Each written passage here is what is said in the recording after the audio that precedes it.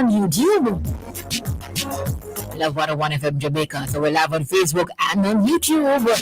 Love 101 FM Jamaica. Sign on, rock and roll and jump on. Whatever you gotta do, just enjoy that you are alive. Now it's time for a live highlight. And my guest today is no stranger to Love 101. No, sir. She is Renae Renae. Today we'll be hearing her story, her journey as a singer, songwriter, a minister, and much more. Now, Renae Renae grew up in a household headed by a pastor, and she loves God with all her heart. Now, from an early age, she started singing.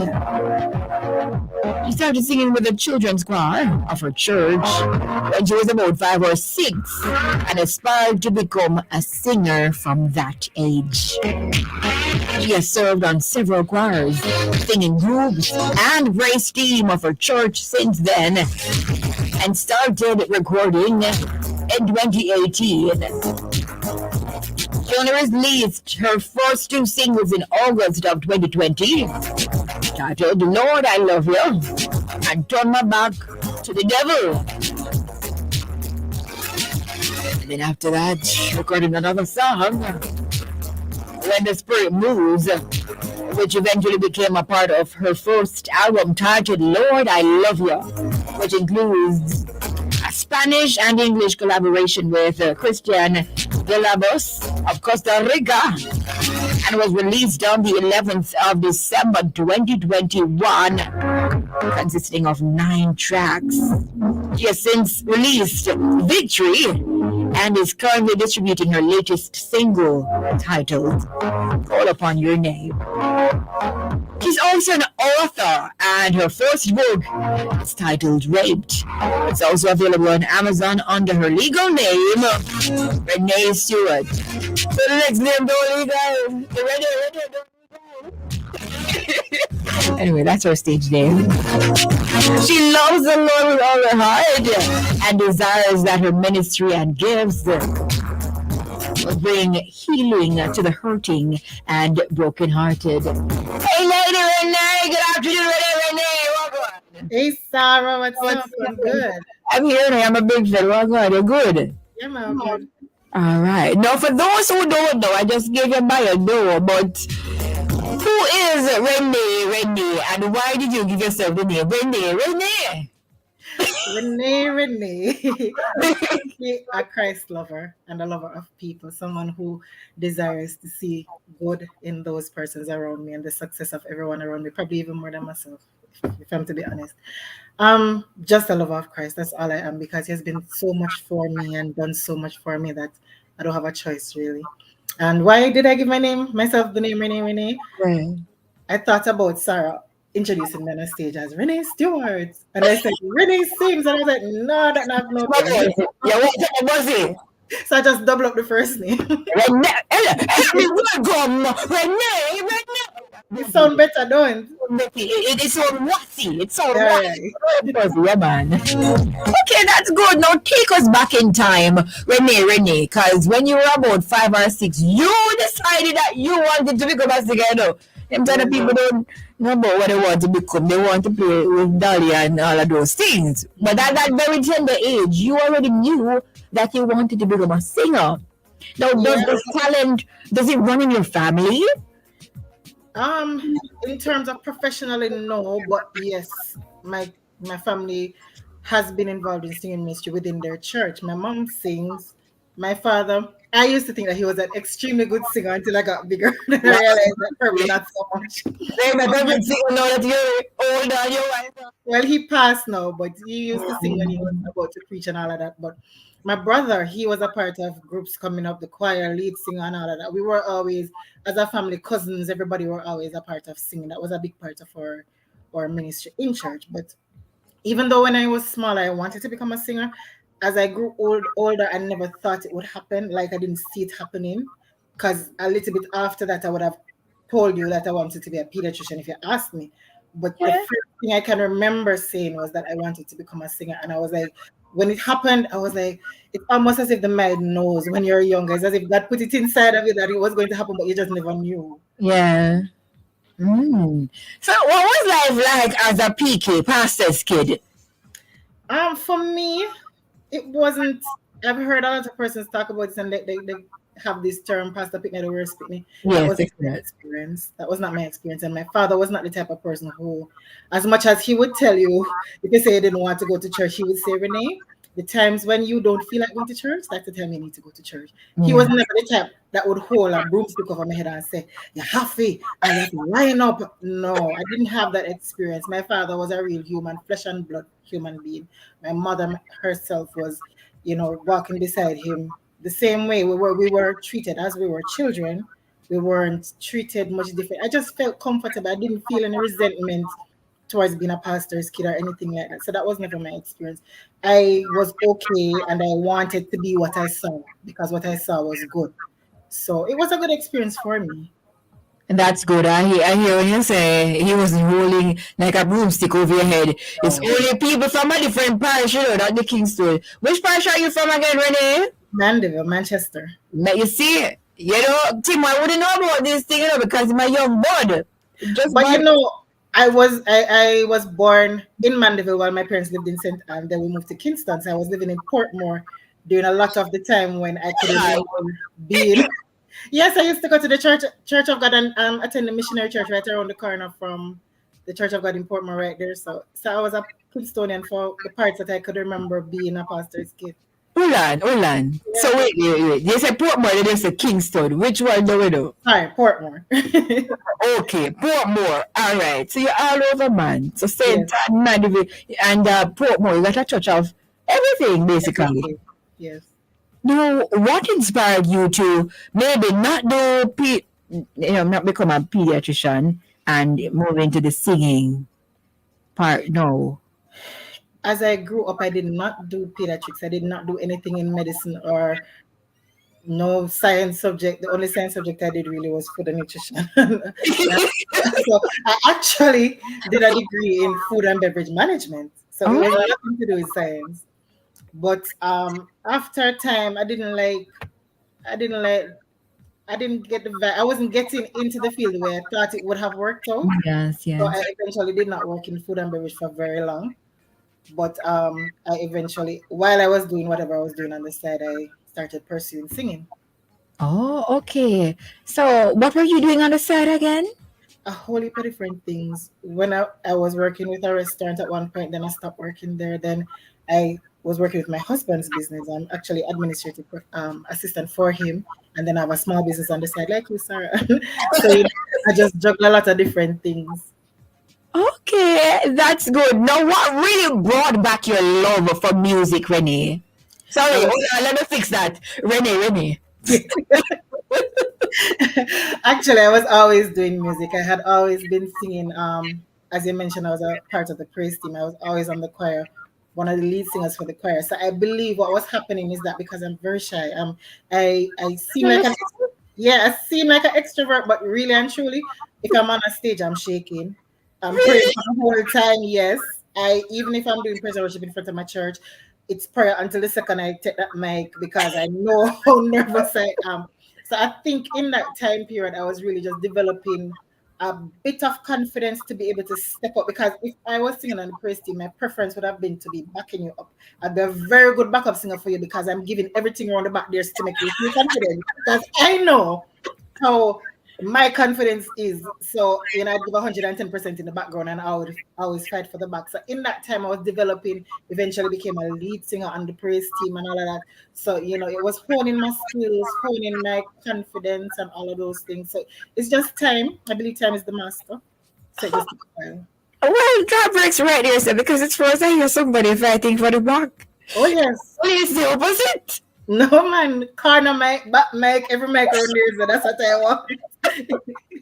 Well, you transitioned and you became a lead singer, and now you're a soloist because you have your own songs and Yeah. you're leading. So, Yeah. what was that transition like for you, moving from the background to the forefront? Interesting.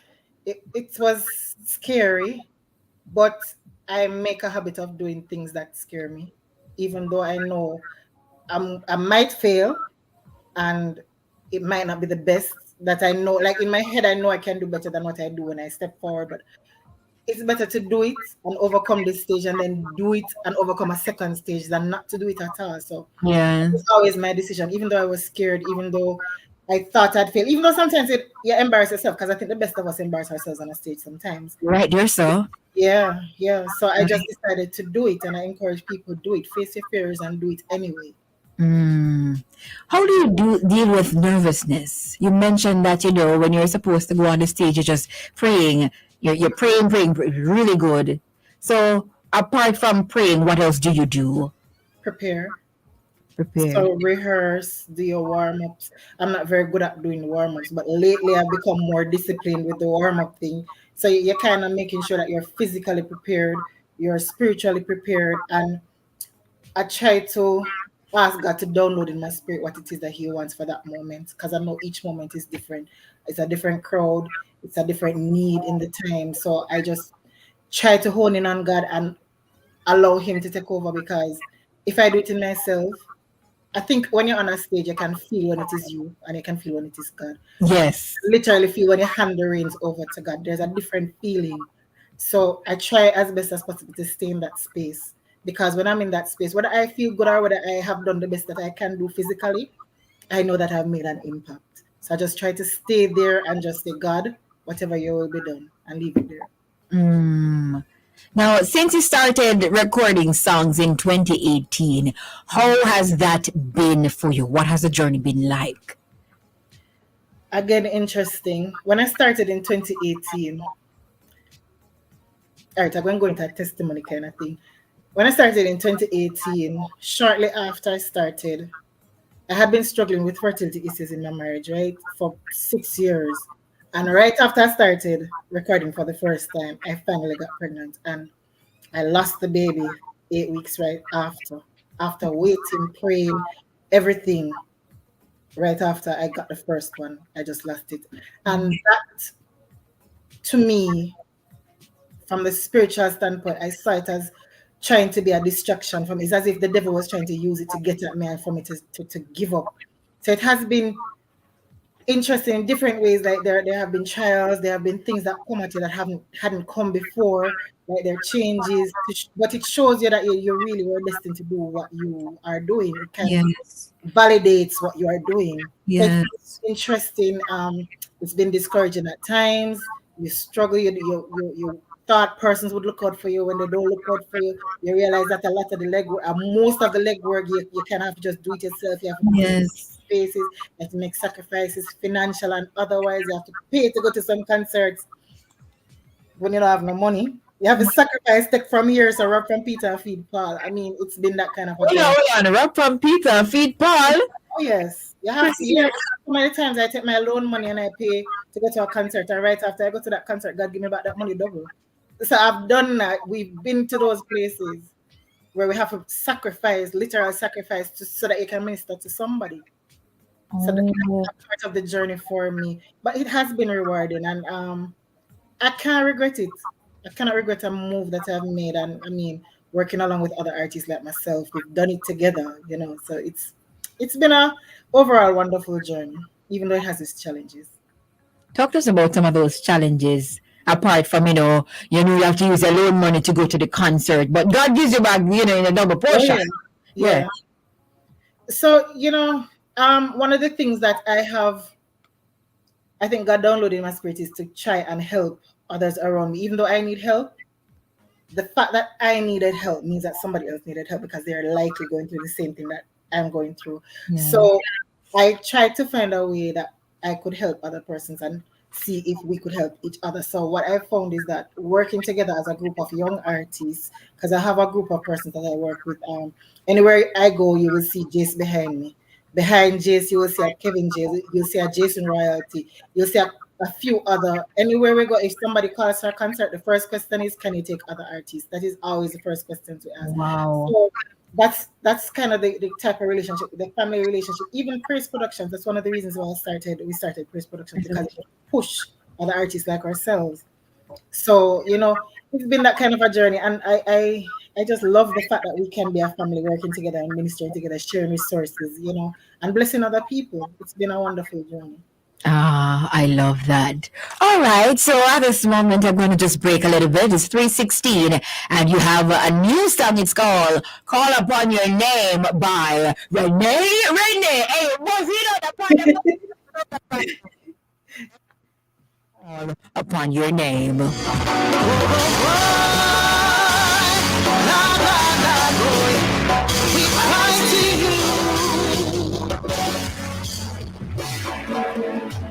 God, we're crying for the people of this nation. Every single place we go is for frustration. Help us lay our burdens and our hands right at your feet. We need your love, your grace, your mercy, and your favor to travel through this trouble that we call Jamaica. If we don't have you, Lord, to help us, tell me what will we do? We look to you, there is no hope in any other. We've seen you work, you've never failed, you got us covered.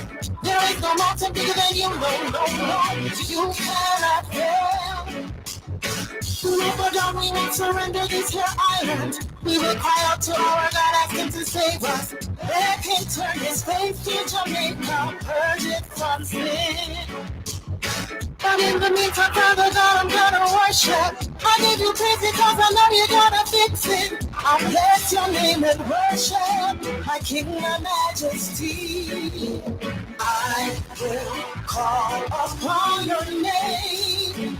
I will call upon your name.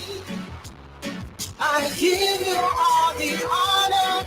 I give you all the praise. You're worthy of my offering. I'll praise you all my days. Until the day we get down on our knees and pray and turn our hearts from wicked ways. Until we no longer put ourselves above his will. Until we break the covenant that we have made with our brothers, loveless mothers, hearts in so much pain. And knowledge is law in parliament. Till we heal from this pain. The Father God, I know we're on, we cannot fix it. So help us, please, we're crying out, God, please don't miss this. Transform us into humble hearts as we are praying. Father, we plead, and I will call upon your name. Whoa, I will call upon your name. I give you all the honor, Lord. I give you all the praise. You're worthy of my offering. I'll praise you all my days. Whoa, whoa, whoa, yeah. Whoa, whoa, whoa. Na, na, na, na. God, we call to you, we cry to you for the people of this nation. Our brothers' blood cries out to you.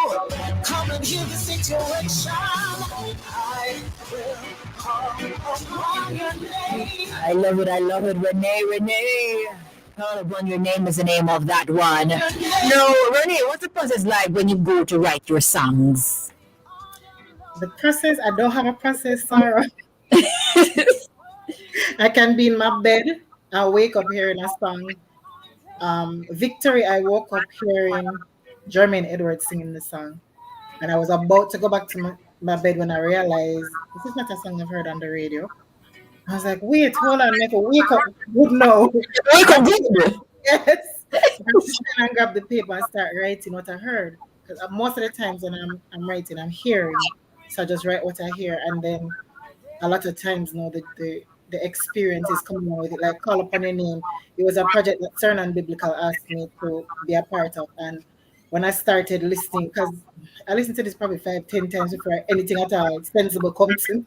And I started writing, and for some reason, the things we have family prayer meeting during the weeks, and the things that we've been praying about for Jamaica is like it just started coming out in the song. And I drew for the first song that ever downloaded in my spirit.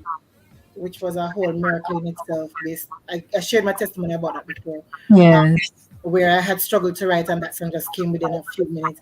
And I wasn't able to publish it because the Marleys didn't give me permission to remix Bob Marley's song. So I drew from that song. I had to incorporate it some way to publish the song because it had a very powerful message. So I went to look at it and I got the go ahead that I could put those parts in it. So it's just extremes.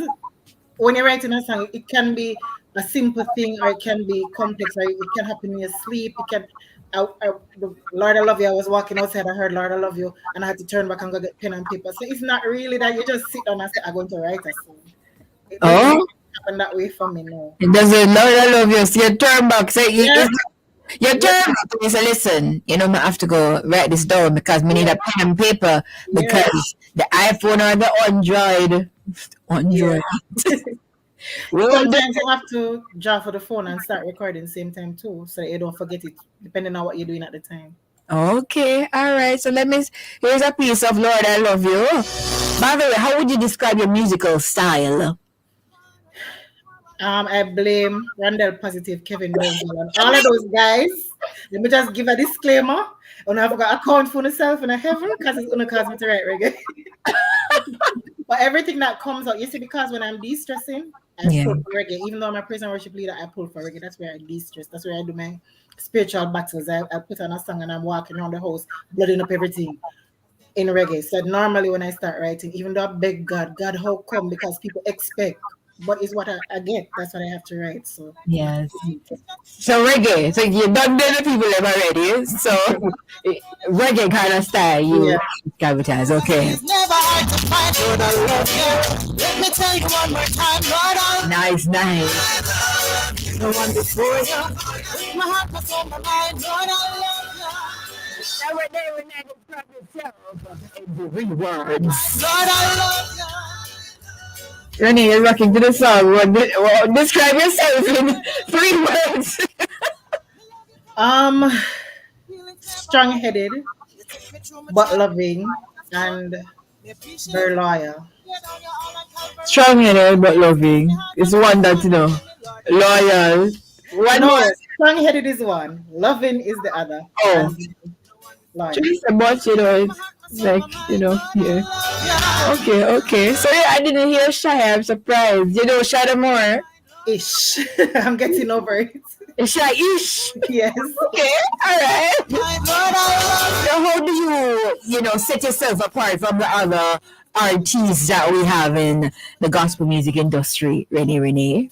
I don't try to do that. I just do what I am given, and that's it. I'm not in competition with any other artist. We're here to complement each other, and that's all I do all day.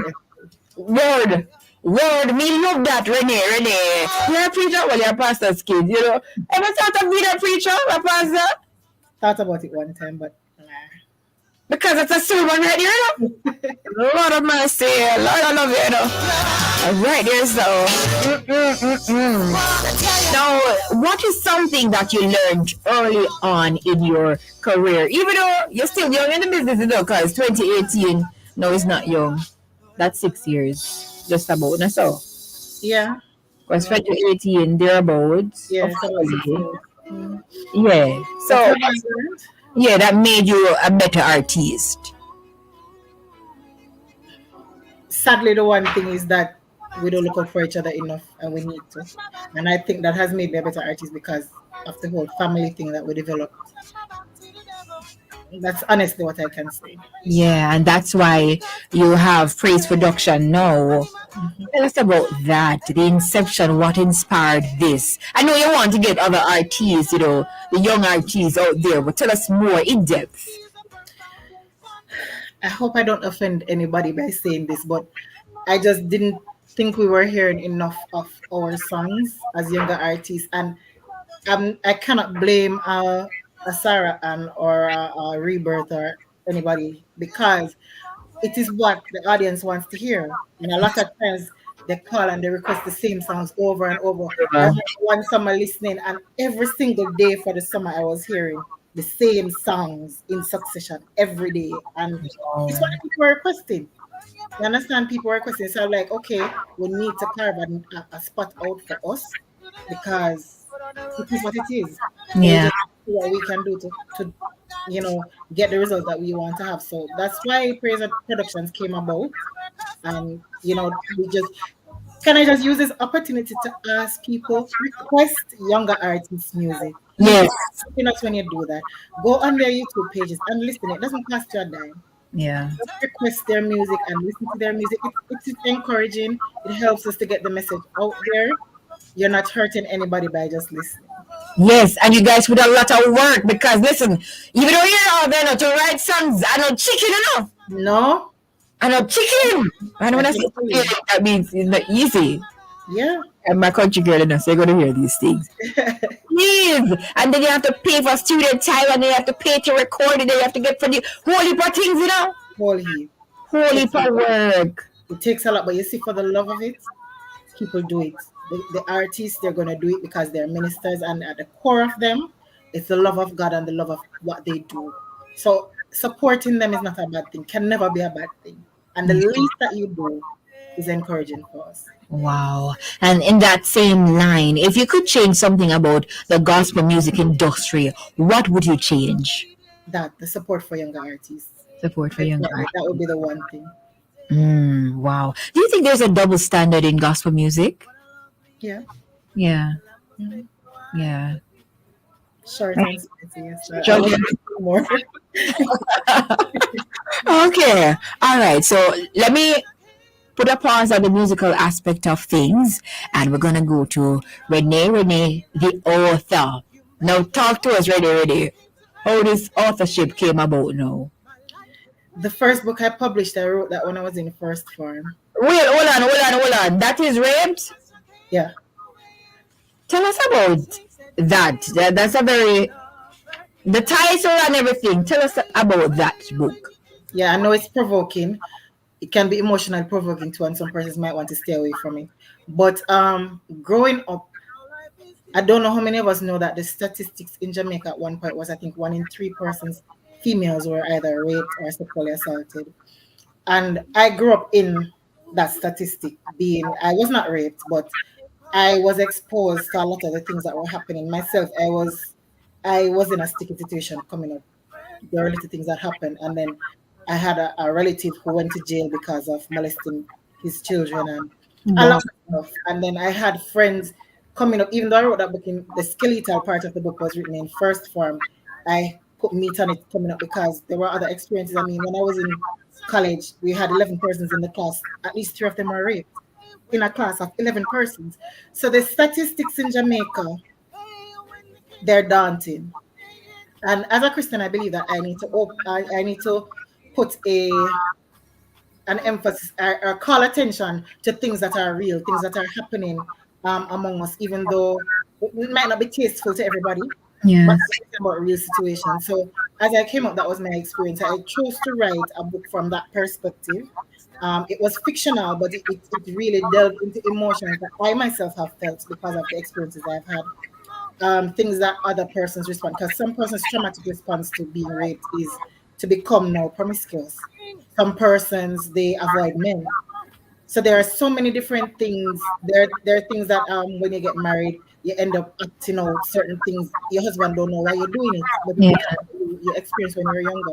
So at the end of the book, I have what I call the heart of the matter, where I talk about, because what I was really focusing on in that book is the matter of forgiveness. So I wrote it out. The other thing I should have mentioned is I am not going to read a scholarly book like Auntie Nadine and all them people. Auntie Nadine beat me for saying this.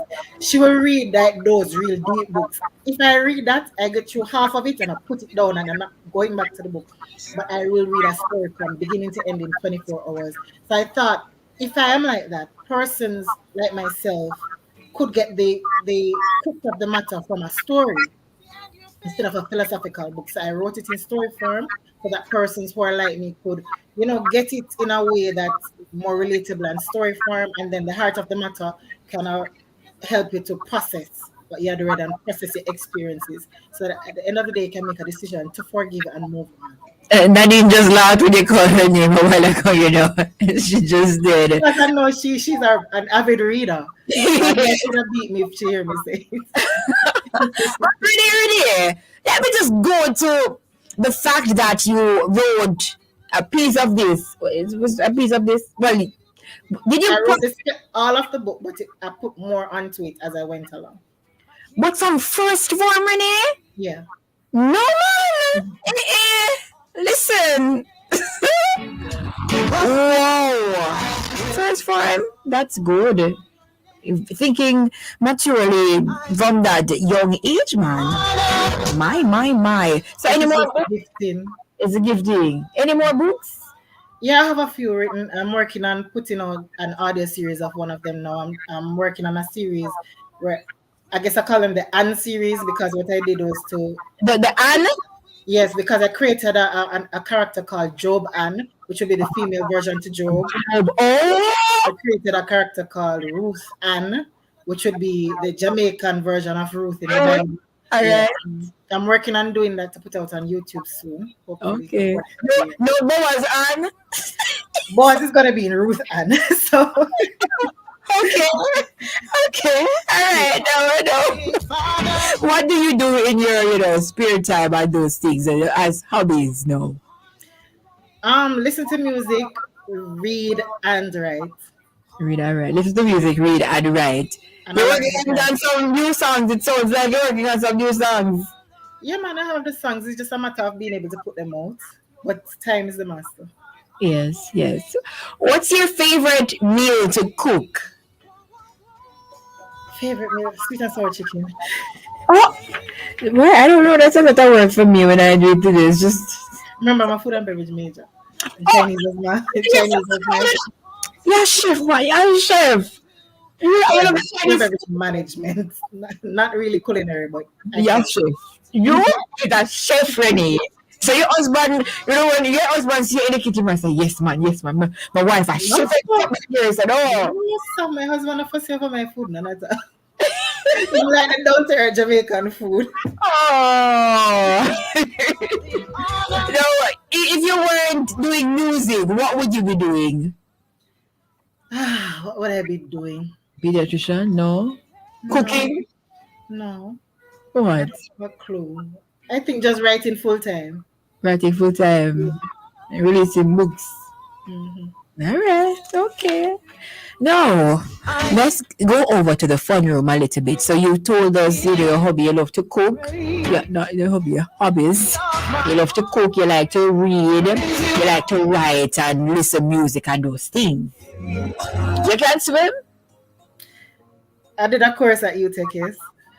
Oh, yeah, said to me, I never know if I have swimming course. Yes, man, you have electives that you can choose what you want to do. Then someone that should not tell me this. Yeah, you suppose you can do it at UTech too, of course. Yeah, well, it wasn't that course. You just, you go over there, you have your idea, and they allow you and they teach you. Okay. But I never use up that opportunity that they give me. I know I'm sorry. You'll be sorry right now. So you can't sing, you can swim, long and short of it. Yeah, pool, not sea. Then Renee, water. No. Alright, let's go to the fun room right now. Renee, if you could have a superpower, what would it be and why? Kill off all the bad man name. Jesus, Jamaica need peace. That's the whole point of call upon your name. That would be my superpower. And I'll wipe them all the way out. Renee, Lord of mercy. Renee, thou shalt not kill. Listen, thou shalt not kill. You know, what we could do? Change the hearts, make them extra kind. No, man, we talk about the heart thing too long. We just feel like we need some extreme measures right now. Alright. Now, what's the funniest joke you know by heart, Renee? No, I don't know no jokes, sir. You know joke? Same here, don't worry yourself. Now, if you could switch lives with any fictional character for a day, who would it be and why? Fictional. Thumbelina, I suppose. No, what do you Thumbelina? Me never born A girl that was the size of a thumb. Oh, me never born in Columbus, so. The first thing that came to mind. I just guess that you could see life from a different perspective, so maybe that would be the Thumbelina, first me hear that one. Alright. What if you could have any animal as a pet, but it had to be the size of a hamster? Which animal would you choose? a goldfish. Goldfish. So white of a gold. Could a purple? A yellow. Well, I yellow. heard fish. Yes. Or green. There was a green fish. Or a koi. A koi would be better. I don't know what a koi is. What is a koi? The Chinese or the Japanese fish, the pretty gold and white and Oh, blue. same fish. All right. Yes.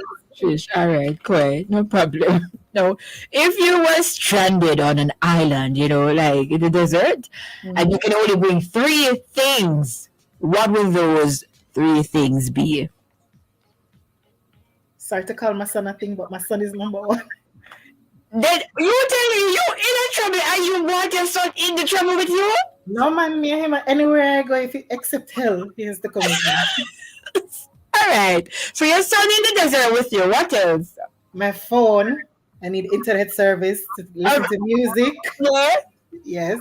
So those two things. And three, a blanket. No, Renae. Then you know that for thirsty. Oh, you go get the food. No, there are ways to get clean water out of salty water. So we can figure that one out along the way. The salty water in it is desert. It is. All right. It is Well, black. I guess we're dead, sir. It's empty. You can't pick again, though. So you chose your three. All right. Your son, your phone, and black. What are you doing with black kids? To sleep on? Again, because I forgot you said desert. I was thinking about island. Desert. That is so. So already managing already. Oh Lord, blanket. All right. What is the weirdest thing you've ever eaten? Weirdest? No, I trust me. My stomach is very sensitive. If it don't even smell good when you're cooking, I don't eat it. So weird things don't come to this mouth. You don't go there, so all right. So what is the best prank? You're going to tell me you never pulled a prank on somebody yet. What is the best prank you've ever pulled on someone? It's just scaring my husband all the time. You scare him? Oh yes, all the time. When you say scared, what you do? Hide somewhere and pop out or do something, something like that. Oh Lord, fun for me. It's fun for you. That is fun for you. Okay, well, that's good. That's absolutely good. Well, I'm out of time, Renae. It was so good talking with you. Now, as we wrap, what do you want to say to the young artists who are, they're coming up now and they probably feel discouraged when they don't hear the songs being played and people requesting the songs? And also, what do you want to say to the people who are in gospel, like, they've been in it for a while? What do you want to say to those people? For the young artists coming up, one of the things that I believe to my core is that some of the things that happen to you are pushing you in a different direction. So if it is you thought you were supposed to be going in direction A and things are not working out, it means that you need to go B, C, or D. So if you're not seeing results in this area, just try another way. There are other avenues, there are other ways to get things out there. Don't be resentful, don't hold it over people. Like some of the things people don't have in their control, and things are not always the way we see it. We think we see it as outsiders. So don't hold it against people. You don't know. You don't know what really is happening in the background. For the persons in the industry, I don't really have anything negative to say because I think people help as much as they can. We don't know what people are doing in the background. It is not their job to walk with a trumpet in front of them and tell us what they're doing. So just continue doing what you're doing and help where you can. Just continue, because I'm sure that if they're real Christians, they're doing what they're supposed to be doing. Whether we see it or not, they're doing what they're supposed to be doing. As we close out this interview, what is your favorite song? A song that gets you rocking, a song that gets you dancing? Orville Sutherland. 10 of them? No, the one with him and Malachi. Michael Malachi. Orville. God only. That one. Oh yes, God only. That is the favorite song. All right. So let me get that one up for you right here. So right here. So.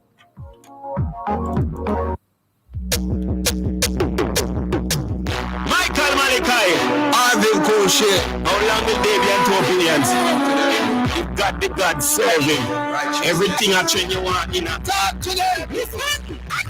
Give me praise God only. Word of God, see abide with me only. I'm in no fear, time never leave me lonely. And him a king, so I ain't get the glory. Give me praise God only. Word of God, see abide with me only. I'm in no fear, time never leave me lonely. And him a king, so I ain't get the glory. Me a walk on the street of the world, me a preach God, Jesus said feed me. Always above coming down, fall a crowd and find myself in need. Fire! See some boys where you do it. Fire! See some boys where you do it. Me say listen to me good and me say listen to me clear. Every word me preach it come out of the Bible air. You know move good no penny boy got try change your gear. Change your gear man, you change your gear. Give me praise God only.